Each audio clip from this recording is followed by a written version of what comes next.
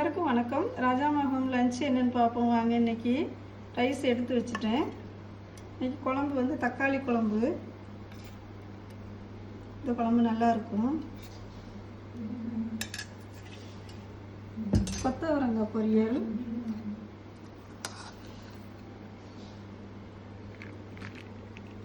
பூண்டு நிறைய போட்டு நம்ம பொரிச்சோம்னா இது வந்து கேஸ் ட்ரபிள் கிடையாது. நிறைய பேர் கேஸ்ன்னு சொல்லுவாங்க. தண்டுக்கீரை பொரியல்,